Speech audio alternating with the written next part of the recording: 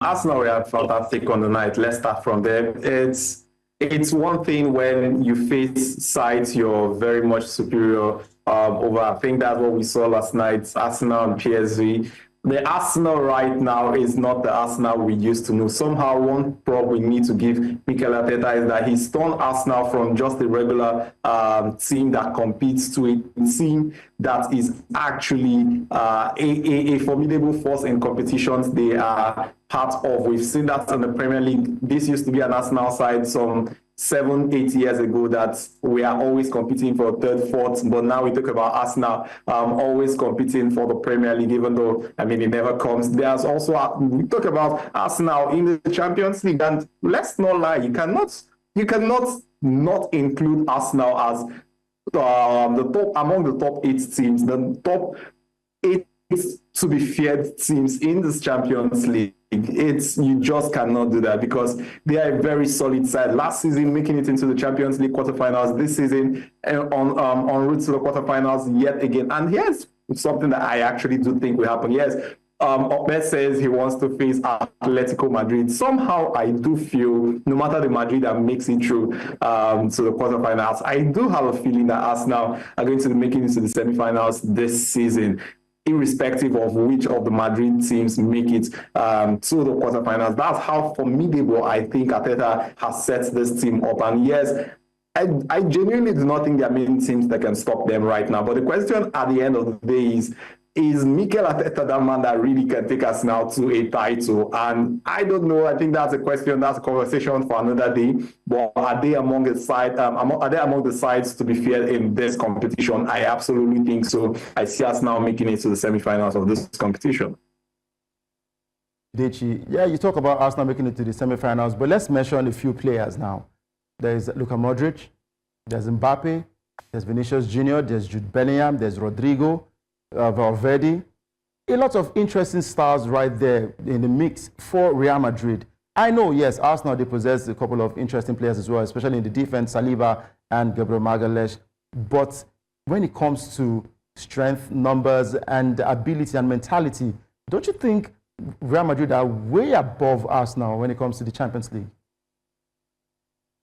I mean, there's a reason Madrid have won only 13 Champions League titles, actually more than that. There's a reason they've won more than those number of Champions League titles. They've not won all the Champions League titles in football history. There are years they get knocked out. And I think it's something we need to have at the back of our mind. Yes, Madrid are a formidable force in terms of Champions League. Their squad, we could go on and on to do numbers side by side and player qualities, this versus that. But let's be very honest, even the best teams get knocked out eventually. They don't win everything. So, yes, Arsenal might not measure up in terms of quality, but one thing we need to understand is that there's always two sides, whatsoever it is that exists in life. Things could go one way or the other. It's what we've seen with football every time. So yes, let's not write off Arsenal because we think the quality of the Madrid players are far more than the Arsenal players. Anything could happen, and that is what I absolutely think. Already, this Champions League has shown us that anything could happen. We are having an Aston Villa about to make the quarterfinals of the Champions League. It's not something we've seen in a long time. We saw teams making it into the round of 16, teams we did not expect to make it to this stage. So if anything, this particular season's Champions League has already shown us, it's the fact that anything is bound to happen. It's open to everyone, quality or not. So absolutely, I think quality, yes, but on the field of play, the sides are evenly matched. Okay, tall dream. Yes, I know Arsenal fans are believing, but the semi-final place or even the finals, a tough one. Now look at the kind of players. Yeah, we look especially the goal scorers yesterday. Now Ethan Nwaneri, young player, and filled up with a lot of agility, wanting to do a whole lot more on the football pitch. There was also Odegaard, who has kind of dipped in form, but he did score a brace yesterday, which was also a boost for his confidence. There's no striker who right now for Arsenal, but of course Merino stepped up. He scored for Arsenal. There was a Calafiori also getting on the score sheet, and Trossard, who has been a bit of off and on performer for Arsenal, also got on the score sheet.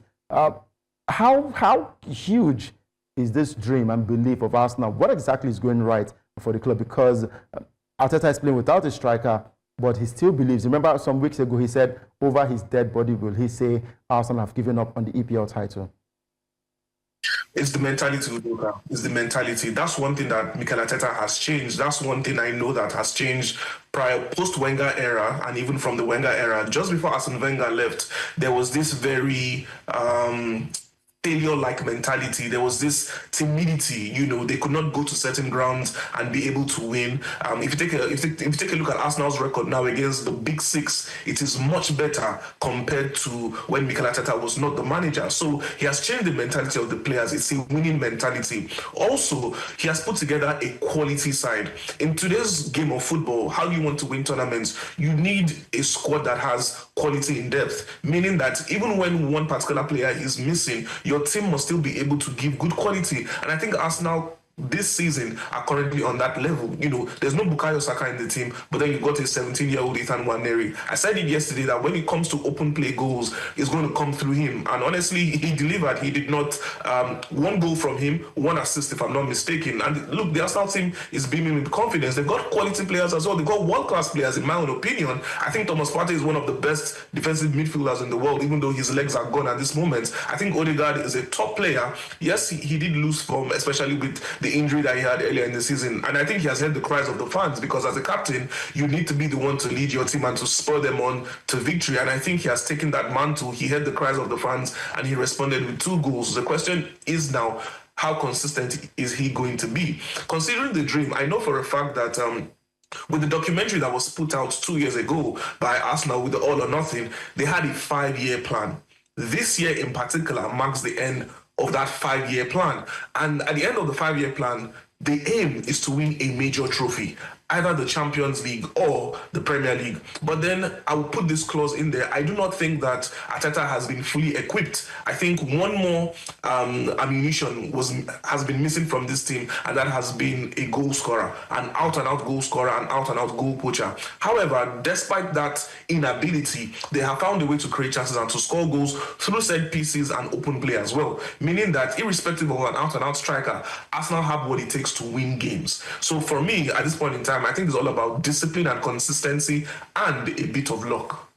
A bit of luck, consistency, and of course, mentality of the club has really changed. And we look forward to seeing what Arsenal will do in the second leg and the quarterfinals against either of Madrid or Atletico Madrid.